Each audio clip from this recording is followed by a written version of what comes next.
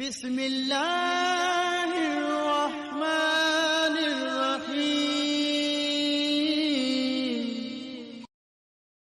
الحمد لله نحمده ونستعينه ونستغفره ونؤمن به ونتوكل عليه نعوذ بالله من شرور أنفسنا ومن سيئات أعمالنا من يهده الله فلا مضل له ومن يضلله فلا هادي له ونشهد أن لا إله إلا الله وحده لا شريك له ونشهد أن سيدنا ومولانا محمدا عبده ورسوله أما بعد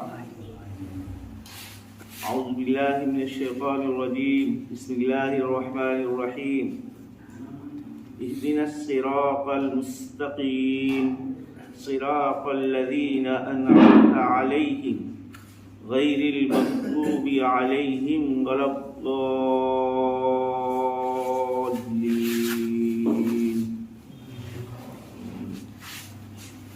صدق الله مولانا العظيم رب اشرح لي صدري ويسر لي أمري واحلل عقدة من لساني يفقهوا قولي اللهم صل على محمد النبي الأمي وعلى آله وسلم تسليما سورہ فاتحہ کا یہ آخری درس ہے. اس درس کے اندر جو آیتیں پڑھی گئی ہیں ان کا ترجمہ سیدھا صحیح یہ ہے کہ اہدنا الصراط المستقیم، اے اللہ ہم کو صراط مستقیم کی رہنمائی فرما، صراط مستقیم کی ہدایت دے. اہدنا الصراط المستقیم ایک آیت تو یہ. دوسری آیت ہے صراط الذین انعمت علیہم، ان لوگوں کے راستے کی رہنمائی فرما جن پر تیرا انعام ہوا ہے. ان لوگوں کے، نہ کہ ان لوگوں کے راستے کی رہنمائی کی جن پر تیرا غضب ہوا ہے اور جو گمراہ ہو گئے. اس سے پہلے تو جس بادشاہ کے دربار میں عرضی پیش کرنی ہے اس کی تعریف کی گئی ہے، اس کی بڑائی بیان کی گئی ہے. الحمدللہ رب العالمین میں، الرحمن الرحیم میں، مالک یوم الدین، ان تینوں آیتوں میں. پھر ایاک نعبد و ایاک نستعین میں بندے کا اور اللہ کا جو رشتہ ہے اس رشتے کی طرف اشارہ ہے کہ ہمارا بندہ اپنی زبان سے یہ کہہ رہا ہے کہ اللہ تیری ہی عبادت کرتے ہیں اور تجھی سے مدد چاہتے ہیں. یعنی یہ میرا اور آپ کا رشتہ ہے، بندگی کا رشتہ.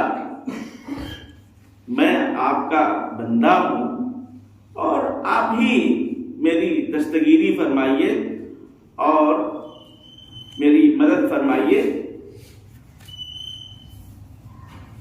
اس رشتے کو بیان کرنے کے بعد پھر درخواست کا جو اصل مضمون ہے اہدنا الصراط المستقیم، یہ ہے مراد جس کو مانگنے کے لیے یہ دربار میں حاضر ہوا ہے. جو مدعا ہے، جو اسے چاہیے، جو اس کی مراد ہے، وہ مانگ رہا ہے اے اللہ ہمیں صراط مستقیم پر چلا دیجیے. پھر اس کے آگے صراط مستقیم ہے کیا؟ اللہ نے خود ہی بندے کی زبان سے یہ کہلوایا کہ صراط الذین انعمت علیہم، یعنی ان لوگوں کا راستہ کہ الذین انعمت علیہم، جن لوگوں پر تیرا انعام ہوا ہے، ان لوگوں کا راستہ۔ اور پھر تھوڑا سا یہ تو مثبت انداز تھا۔ صراط مستقیم سے کیا مراد ہے؟ صراط الذین انعمت علیہم، مثبت انداز میں بندے نے کہ ایسے لوگوں کا راستہ، یعنی انبیاء کا راستہ، شہداء کا راستہ اور صدیقین کا راستہ، اللہ کے نیک بندوں کا جو راستہ ہے وہ راستہ۔ پھر اس کے بعد چونکہ بات کو مزید واضح کرنے کے لیے اس مثبت پہلو بیان کرنے کے بعد منفی پہلو بھی بندہ رکھتا ہے، نہ کہ ان لوگوں کا راستہ المغضوب علیہم، کہ جن پر تیرا عتاب نازل ہوا ہے، تیرے غضب کے جو شکار ہوئے ہیں، ان کا راستہ نہیں، اور نہ ہی ان لوگوں کا راستہ جو راہ چلتے چلتے بھٹک گئے اور صحیح راہ کے بجائے غلط راستے کے اوپر چلے گئے۔ انعمت علیہم کے بعد اللہ تبارک و تعالیٰ نے غیر المغضوب علیہم ولا الضالین کہہ کر کے تصویر بالکل صاف فرما دی۔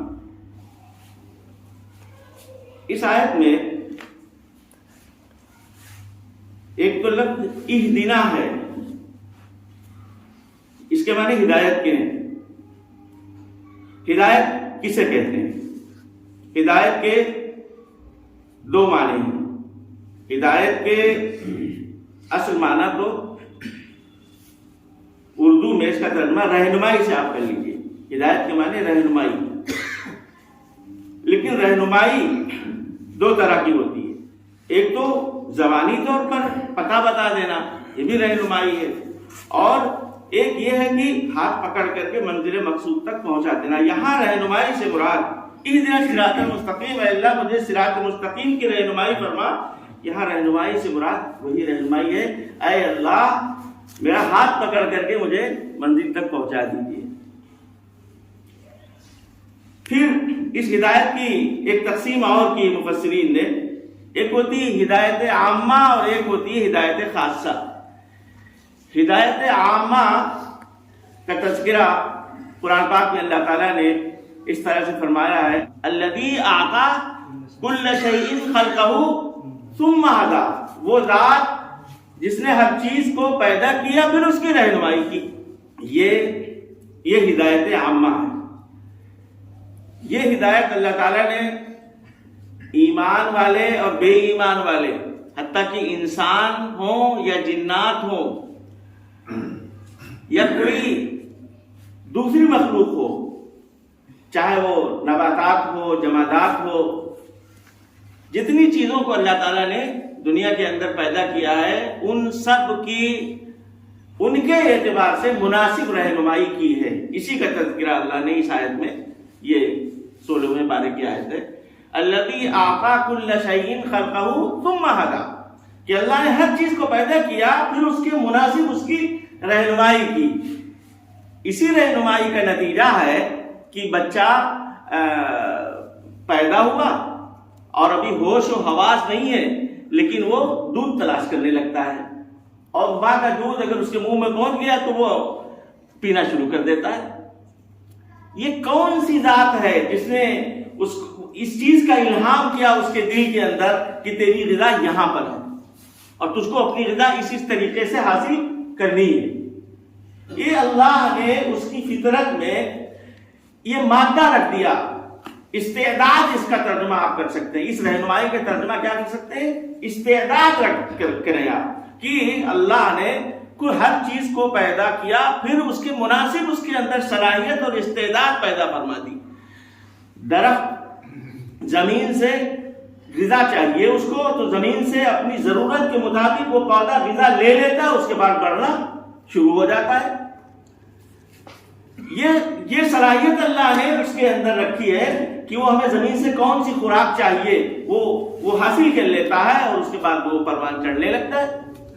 برف کے اندر ٹھنڈک کی صلاحیت استعداد اللہ نے رکھی ہے، اور آگ کے اندر گرمی کی تاثیر اللہ نے رکھی ہے۔ یہ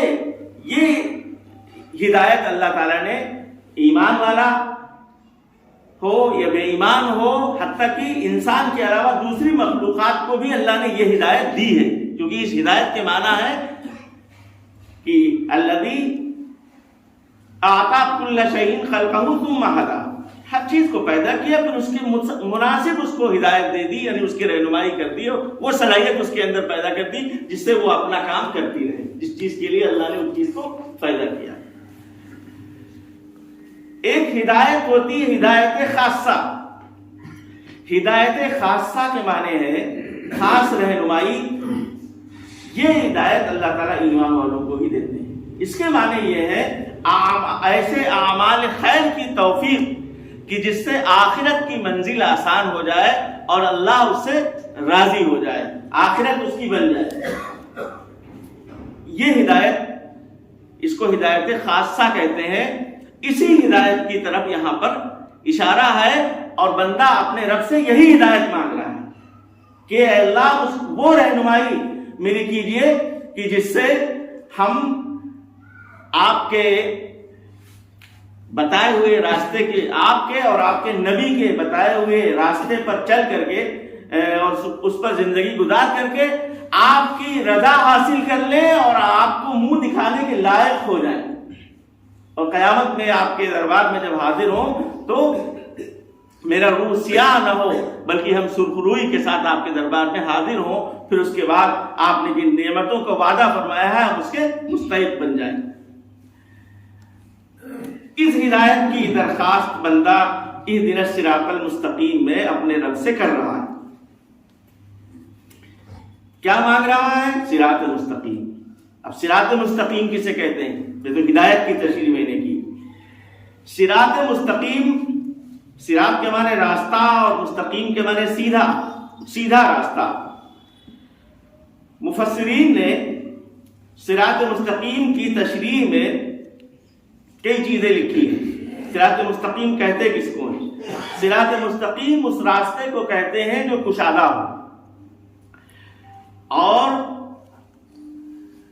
مذہب اسلام اللہ کے فضل سے ایسا مذہب ہے کہ اتنا کشادہ راستہ ہے کہ پوری انسانیت اگر اسلام پر چلنے لگے تو یہ راستہ تنگ نہیں ہوگا اور پوری انسانیت اس راستے کے اوپر چل سکتی ہے۔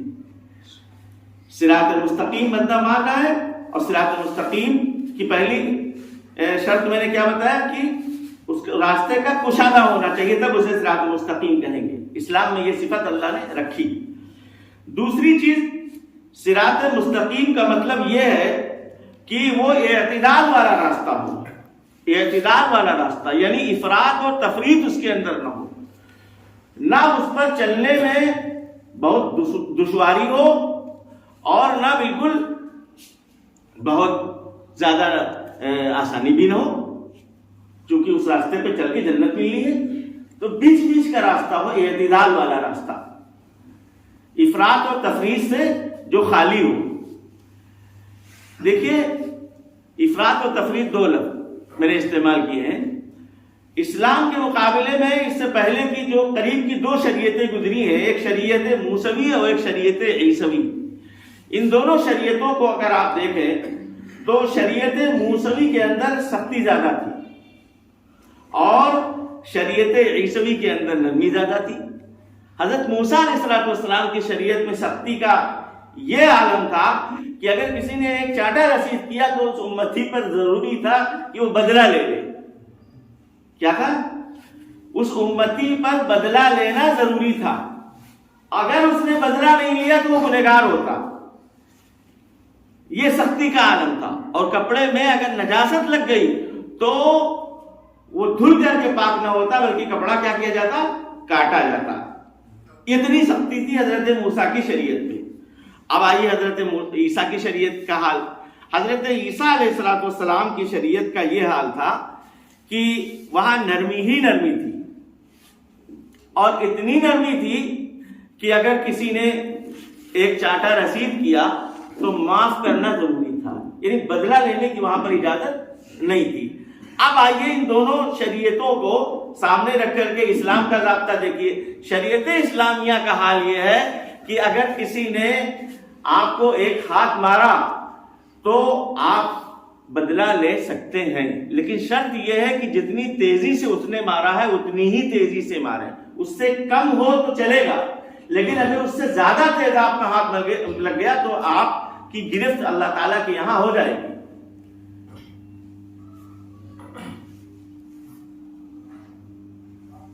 اچھا، دوسری چیز اعلیٰ درجہ یہ ہے اسلام کے اندر کہ آپ اس کو معاف کر دیجیے، یعنی بدلہ اگر آپ لینا چاہتے ہیں تو لیں، اس شرط کے ساتھ کہ زیادتی نہ ہو۔ اعلیٰ درجہ یہ ہے کہ معاف کر دیجیے، معاف کرنا یہاں پر بہتر ہے۔ اب آپ دونوں شریعتوں کو، پہلے والی دونوں شریعتوں کو دیکھیں کہ ایک میں کیا تھا، حضرت موسیٰ علیہ السلام کے وہاں کہ بدلہ لینا فرض تھا، حضرت عیسیٰ کے وہاں بدلہ لینا جائز ہی نہیں تھا، اور یہاں پر بیچ کا راستہ ہے، اعتدال، نہ افراط ہے اور نہ تفریط ہے۔ کپڑا اگر ناپاک ہو گیا تو اس کو کاٹنا ضروری نہیں ہے، بلکہ دھل دینے سے بھی وہ پاک ہو جائے گا۔ اتنی آسانی بھی نہیں ہے کہ شراب تک جائز ہو جائے جیسے کہ حضرت عیسیٰ کی شریعت میں تھا۔ تو ہم نے عرض کیا کہ صراط مستقیم کے لیے دوسری شرط جو مفسرین نے لکھی ہے وہ یہ ہے کہ وہ بیچ کا راستہ ہو، معتدل، جس میں افراط اور تفریط نہ ہو، نہ بہت زیادہ سختی ہو اور نہ بہت زیادہ نرمی ہو۔ تیسری شرط یہ ہے، اس صراط معتدل راستے میں ایک چیز اور بڑھا لیجیے، اس راستے میں نہ کوئی نشیب و فراد ہو، یعنی وہ شاہراہ ایسی ہو تو گڈھوں سے بالکل پاک اور صاف ہو۔ اور تیسری شرط یہ ہے کہ وہ منزل تک آسانی کے ساتھ پہنچا دے۔ وہ راستہ صراط مستقیم اس راستے کو کہتے ہیں جس پر بندہ اگر چلے تو سیدھا جو ہے وہ منزل مقصود تک پہنچ جائے، آسانی کے ساتھ، کہیں پر وہ بھٹکے گا نہیں، اپنی منزل مقصود تک آسانی کے ساتھ پہنچا دے، وہ ہے صراط مستقیم۔ چوتھی شرط یہ ہے، صراط مستقیم اس راستے کو کہتے ہیں جس راستے کے علاوہ کوئی بھی راستہ ایسا نہ ہو جو صحیح جگہ پر پہنچائے، اصل منزل تک صرف وہی راستہ پہنچائے جس کو صراط مستقیم کہا جاتا ہے، باقی راستوں سے بھٹکنے کا قوی اندیشہ۔ یہ ہے صراط مستقیم، اور اس کا صحیح مصداق اور اس کا صحیح نمونہ مذہب اسلام ہے، اور وہ شریعت محمدی ہے جو امام الانبیاء حضرت محمد مصطفیٰ صلی اللہ علیہ وسلم کو دی گئی۔ اب یہاں پر اللہ تعالیٰ نے خود ہی صراط مستقیم کی تشریح فرمائی اور فرمایا کہ صراط مستقیم وہ راستہ ہے جو الذین انعمت علیہم، جس پر وہ لوگ چلے ہیں جو اللہ کے انعام کے مستحق ہوئے ہیں۔ اب کون ہیں وہ لوگ؟ الذین انعم اللہ علیہم کون ہیں؟ الذین انعم اللہ علیہم من النبیین والصدیقین والشہداء والصالحین، 4 گروہ ایسے گزرے ہیں جو صراط مستقیم کا عملی نمونہ ہے۔ آپ ان کو دیکھ لیجئے، بس یہ ہے صراط مستقیم پر چلنے والا۔ سب سے پہلا مصداق انبیاء کرام کی جماعت، اس لیے کہ وہ اللہ کے بھیجے ہوئے ہوتے ہیں اور ان کا کام وہ بالکل معصوم ہوتے ہیں گناہوں سے، ان سے گناہ ہو ہی نہیں سکتا، وہ اللہ کی حفاظت میں یہ جماعت رہتی ہے۔ اس کے استاد بھی اللہ ہوتے ہیں، اس کے مربی بھی اللہ ہوتے ہیں۔ اس لیے کوئی نبی، آج جتنے انبیاء آئے ہیں آپ نے کہیں نہیں کسی کے بارے میں پڑھا ہوگا کسی استاد کے سامنے وہ کتاب دے کے بیٹھے ہوں۔ اللہ ان کا مربی ہے، اللہ ان کا استاد ہے۔ تو پہلا صراط مستقیم کا سب سے پہلا مصداق کیا ہے؟ انبیاء کی جماعت۔ صراط مستقیم پر چلنے والی جماعت اس کو دیکھنا چاہتا ہے تو نبیوں کی جماعت کو دیکھے۔ اس کے بعد صدیقین، نبوت کے بعد امت میں جو سب سے بڑا مقام ہوتا ہے وہ صدیق کا مقام ہوتا ہے۔ اللہ کے نبیوں کے بعد سب سے مقدس بندے صدیق کہلاتے ہیں اور صدیقین کہلاتے ہیں، اور ان صدیقین کے رئیس الصدیقین، صدیقین کے سردار سیدنا ابو بکر صدیق رضی اللہ تعالی عنہ۔ پھر اس کے بعد شہداء وہ ہیں کہ جنہوں نے اللہ کو راضی کرنے کے لیے اور اسلام اور شریعت کو زندہ رکھنے کے لیے اور اسلام کا پرچم بلند کرنے کے لیے، اسلام اور شریعت کی سرخروئی کے لیے انہوں نے اپنی جان تک قربان کر دی، یہ شہیدوں کی جماعت۔ اور تیسری جماعت صالحین کی، یعنی نیک لوگوں کی۔ نیک لوگ وہ ہیں کہ جن سے کچھ گناہ بھی ہوئے ہیں اور لیکن نیکیاں ان کے گناہوں کے اوپر غالب ہیں، اور ان کی زندگی جو ہے شریعت اور سنت پر چل کے گزری ہے، اللہ سے ڈرنے والے ہیں اور تقوی والے لوگ ہیں، یہ متقی صالحین کہلاتے ہیں۔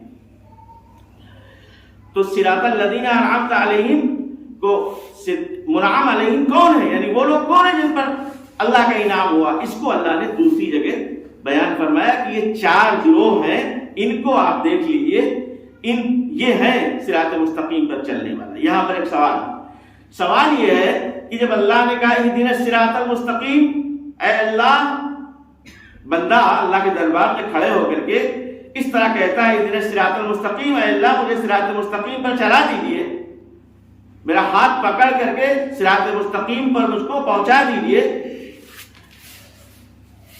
اب صراط مستقیم کی آگے اللہ خود تعریف کرنا چاہ رہے ہیں اور بندے کی زبان سے صراط مستقیم کی تشریح اور اس کی وضاحت کروا رہے ہیں۔ تو اس کا ایک طریقہ یہ تھا کہ صراط مستقیم کی وضاحت بندہ اس طریقے سے کرتا، یعنی جو قرآن مجید کا راستہ ہے۔ ایک طریقہ تو یہ بھی تھا نا، صراط مستقیم وہ ہے جو قرآن مجید کا راستہ ہے، صحیح بات ہوتی کہ قرآن مجید کا راستہ جس راستے کی ہدایت دے رہا ہے، اللہ کی کتاب جس راستے پر چلنے کو کہہ رہی ہے، وہی راستہ اللہ کو مطلوب ہے۔ تو ایک طریقہ تو یہ تھا کہ اللہ تعالیٰ اس طرح فرما دیتے، یعنی بندہ اللہ کے دربار میں کہتا ہے اللہ شریعت والے راستے پہ ہم کو چلا دیجئے، قرآن مجید کے راستے پہ، اسلام کے راستے پہ ہم کو چلا دیجئے۔ آسان تھا، آسانی سے بات سمجھ میں آ جاتی۔ لیکن ایسا بندہ اللہ تعالیٰ بندے کی زبان سے نہیں کہلا رہے ہیں، کیونکہ علم 2 طرح کا ہوتا ہے، ایک علم نظری اور ایک علم عملی۔ ایک آج کی زبان میں ایک ہوتی تھیوری اور ایک ہوتا ہے پریکٹیکل۔ تھیوری میں صرف کتاب پڑھتا ہے بندہ، اور پریکٹیکل میں نمونہ اس کے سامنے رہتا ہے۔ تو تھیوری کے علم نظری کے مقابلے میں یہ پریکٹیکلی جو علم عملی جو ہوتا ہے یہ آسان ہوتا ہے، بات اس میں اچھی طرح سے سمجھ میں آ جاتی ہے۔ اللہ تبارک و تعالیٰ نے چند اپنی مقدس جماعتوں کو، اپنے بندوں کی مقدس جماعتوں کو پیش کر دیا کہ یہ ہے، ان میں سے کسی کے راستے پہ چلو گے تو صراط مستقیم ہوئی۔ دوسرا اس میں اشارہ یہ بھی ہے کہ بندے کے لیے صرف کامیابی کے لیے کتاب نہیں کافی ہے، صرف علم نظری نہیں کافی ہے، بلکہ اس کی فطرت میں اللہ نے یہ چیز رکھی ہے کہ وہ دیکھ کر کے نقل کرنے کی کوشش کرتا ہے۔ اگر ایسا ہوتا تو اللہ تعالیٰ انبیاء کی جماعت کو نہ بھیجتے، کتابیں اتار دیتے۔ ایسا تو ہوا ہے کہ کوئی نبی دنیا کے اندر آیا ہے اور اس پر کوئی کتاب نہیں اتری، لیکن ایسا نہیں ہوا ہے کہ کوئی کتاب بغیر نبی کے آئی ہو، ایسا نہیں ہوا ہے۔ بہت سارے انبیاء کرام آئے، کوئی کتاب، بلکہ ان سے کہا گیا پچھلی جو شریعت تھی اسی شریعت کے آپ جو ہے پیغمبر ہیں، اور اسی شریعت کا جو پیغام ہے وہ پہنچائیے لوگوں تک۔ نئی شریعت اور نئی کتاب ان کو نہیں دی گئی۔ بات سمجھ میں آ رہی ہے؟ پتہ چلا کہ کتاب کے مقابلے میں شخصیت زیادہ اہم ہے، چونکہ تنہا کتاب نہیں آئی اور شخصیت آئی ہے بغیر کتاب کے۔ اللہ تعالیٰ خانہ کعبہ کی چھت پر کتاب اللہ کو اتار دیتے حضرت جبریل کے ذریعے سے، اور عربی جاننے والے تھے مکے کے لوگ، وہ قرآن پاک کو اٹھا کے پڑھنے لگتے اور راستہ اپنا تلاش کر لیتے، لیکن ایسا نہیں ہوا۔ انسان کی فطرت میں یہ چیز ہے کہ وہ دیکھ کر کے نقل کرتا ہے، بچپن سے یہ مادہ اللہ نے اس کے اندر رکھا ہے کہ وہ دیکھ دیکھ کے نقل کرتا ہے، اسی کا نتیجہ ہے کہ بولنا سیکھتا ہے بچہ ماں باپ کی نقل کر کر کے۔ یہ چیز اللہ نے انسان کی فطرت میں رکھی ہے، اس لیے شخصیات کو نمونے کے طور پر اللہ تعالیٰ نے پیش کیا کہ شخصیات کو نمونہ بناؤ۔ اب یہاں سے ایک چیز اور سمجھ میں آئی کہ ہم آپ آج بھی شخصیات کے محتاج ہیں۔ یہ کوئی ناز نہ کرے کہ جناب ہم تو بس کتاب پڑھ لیتے ہیں، نہیں، آج بھی ضرورت ہے اس بات کی کہ جو تقوی والے بندے ہیں، اللہ کے نیک بندے جو صالحین ہیں، اور ایک بات بتائیں، اللہ تعالیٰ نے قرآن پاک میں یہ بات فرمائی ہے وَكُونُوا مَعَ الصَّادِقِينَ یا الذین آمنوا اتقوا اللہ وَكُونُوا مَعَ الصَّادِقِينَ، اے لوگوں تم تقوی اختیار کرو۔ اور اس کے اب سوال پیدا ہوا تقوی ہے کہاں؟ فوراً اللہ نے اس کے بعد فرمایا وَكُونُوا مَعَ الصَّادِقِينَ، نیک لوگوں کے ساتھ، سچے لوگوں کے ساتھ رہو، تقوی والوں کے ساتھ رہو، یعنی تقوی تم کو یہاں ملے گا۔ یا الذین آمنوا اتقوا اللہ، اے ایمان والو اللہ سے ڈرو، تقوی اختیار کرو۔ اس کے فوراً بعد وَكُونُوا مَعَ الصَّادِقِينَ، اور سچوں کے ساتھ رہو، اللہ والوں کے ساتھ رہو، مطلب تقوی یہاں ملے گا۔ خربودے کو دیکھ کر کے رنگ لاتا ہے، یہ اللہ نے انسان کی فطرت میں رکھی ہے بات۔ اس لیے ہم بھی اس سے نہ مستثنا ہے، نہ آپ اس سے مستثنا ہے کہ صحبت اختیار کرنے کی کوشش کی جائے کہ اللہ کے جو نیک بندے جو تقوی والے ہیں ان کی صحبت میں ہم بیٹھیں گے تو انشاءاللہ صراط مستقیم اور تقوی والا راستہ اور سنت والا راستہ چلنا ہمارے لیے آسان ہو جائے گا۔ اس لیے اللہ تعالیٰ نے شخصیات کو پیش کیا، کتاب تشریح میں کتاب کا تذکرہ نہیں کیا۔ صراط الذین انعمت علیہم غیر المغضوب علیہم ولا الضالین، نہ کہ ان لوگوں کا راستہ جن پر تیرا غضب ہوا ہے۔ یہاں دو الفاظ ہیں، ایک تو ہے مغضوب علیہم اور ایک ہے ضالین۔ دنیا میں دو طرح کے انسان ہیں جو گمراہ ہوئے ہیں، اس میں دو طرح کے لوگ ہیں۔ کچھ لوگ تو ایسے تھے کہ ان کے سامنے جب دین برحق آیا تو یعرفونہ کما یعرفون ابناءہم، اس شریعت کو اور دین حقہ، شریعت حقہ کو اور دین برحق کو وہ اس طرح پہچانتے تھے جس طرح اپنے بیٹوں کو پہچانتے ہیں۔ یعرفونہ کما یعرفون، پیغمبر کو اس طرح یہ پہچانتے ہیں جس طرح اپنے بیٹوں کو پہچانتے ہیں۔ یعنی آپ کے بارے میں وہ اچھی طرح سے جانتے تھے کہ آپ آخری نبی ہیں، آپ نبی برحق ہیں، کیونکہ ان کی کتابوں میں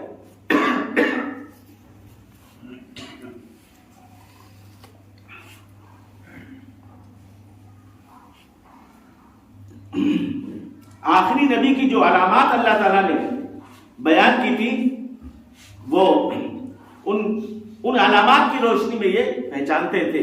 حق ان کے سامنے واضح ہو چکا تھا، لیکن دنیاوی مفاد کے لیے، دنیاوی فائدے کے لیے انہوں نے راہ حق کو اپنایا نہیں، بلکہ انہوں نے اپنے دور کے، ان کے دور میں جن نبیوں کو اللہ نے بھیجا ان نبیوں کو بھی ستایا اور ان کو ذلیل کیا، صرف دنیاوی فائدے کے لیے۔ حق ان کے سامنے واضح تھا، پھر بھی حق کو انہوں نے قبول نہیں کیا۔ وہ لوگ اللہ کے غضب کا شکار ہوئے، ان کو کہتے ہیں غیر المغضوب علیہم۔ یہ ہے جماعت، حق جاننے کے باوجود حق کو قبول نہ کرنے والی جماعت۔ اور دوسرا وہ گروہ ہے جو راستہ چلتے چلتے راستے سے بھٹک گیا، جان بوجھ کے نہیں بھٹکا لیکن پھسل گیا اور بھٹک گیا۔ راہ حق کو اس نے جہالت کی وجہ سے اور ناواقفیت کی وجہ سے، نادانی کی وجہ سے صحیح راستے پہ وہ سے بھٹک گیا اور غلط راستے کے اوپر وہ چلا گیا۔ ایسے لوگوں کو کہتے ہیں ضالین، یعنی گمراہ ہونے والے، راہ حق سے ہٹ جانے والے۔ جیسا کہ نصارہ نے کیا حضرت عیسیٰ علیہ السلام کی شریعت میں یہ تھا کہ ایک خدا کے علاوہ کسی اور کی عبادت کی تعلیم انہوں نے دی تھی؟ نہیں، انہوں نے وحدانیت کی تعلیم دی تھی، لیکن انہوں نے خود حضرت عیسیٰ کو خدا کا بیٹا بنا لیا اور حضرت مریم کو خدا کی بیوی بنا لیا. تو وحدانیت کی تعلیم کو چھوڑ کر کے اس شرک میں یہ مبتلا ہوئے اور یہ نادانی اور ناواقفیت کی بنیاد پر ایسا انہوں نے کیا. اور پہلی والی جماعت جس کے جو مفسرین فرماتے ہیں کہ جنہوں نے نبیوں کو ستایا وہ جماعت جان بوجھ کر اس نے ایسا کیا، وہ جماعت جو ہے یہود کی جماعت ہے. لیکن کسی کو متعین کرنے کی ضرورت نہیں ہے، بس جو معنی کے اعتبار سے جس پر جو معنی فٹ آ رہے ہیں بس وہی کافی ہے. تو یہ اللہ کے فضل اور اس کے کرم سے سورہ فاتحہ کی تفسیر مکمل ہو گئی. ایک چیز آخر میں یہ ذکر کر دیں کہ یہ قرآن پاک کی ایک واحد صورت ہے جس کے ختم ہونے پر آمین کہا جاتا ہے اور آمین کہنا سنت ہے. اس لیے نبی علیہ الصلوۃ والسلام نے یہ تعلیم دی ہے کہ آپ نے بھی سورہ فاتحہ کے ختم کے اوپر آمین کہا ہے. تو اللہ تعالیٰ نے اس سورت کے اندر پہلی 3 آیتوں کے اندر درخواست کا مضمون پیش کرنے سے پہلے اپنی تعریف کرنے کا سلیقہ بندے کو عطا فرمایا. بندے نے رب العالمین کہہ کر کے، کبھی رحمان اور رحیم کہہ کر کے، اور کبھی قیامت کے دن کا مالک کہہ کر کے اللہ کی تعریف کی، اس کی بڑائی اور کبریائی بیان کی. پھر ایاک نعبد و ایاک نستعین میں اپنی عبدیت کا اظہار فرمایا اور بندے کا اور اللہ سے جو رشتہ ہے اس رشتے کی طرف اشارہ کیا. اس کے بعد جو اصل مراد تھی، جس میں مکمل بھلائی اس بندے کی ہے اور مکمل نجات اس کی ہے، وہ ہے اہدنا الصراط المستقیم، کہ اللہ مجھ کو صراط مستقیم پر چلا دیجئے. صراط مستقیم یعنی شریعت کا راستہ اور سنت کا راستہ، وہ راستہ، اس کی ہدایت اور اس کی توفیق بندہ اللہ سے مانگ رہا ہے. پھر صراط الذین انعمت علیہم اور غیر المغضوب علیہم ولا الضالین کے ذریعے سے پہلے مثبت انداز میں اس راستے کی تفسیر کی اور تشریح کی، پھر منفی انداز میں اس کی تشریح کی، یعنی اے اللہ ان مقدس بندوں والے راستے پر مجھ پر چلا کہ جن پر تیرا انعام ہوا ہے، اور ان بھٹکے ہوئے اور ایسے بندوں کے راستے کے اوپر نہ چلا جو تیرے عتاب اور تیرے غصے اور تیرے غضب کے شکار ہوئے ہیں. اللہ تعالیٰ ہماری گزارشات کو قبول فرمائے.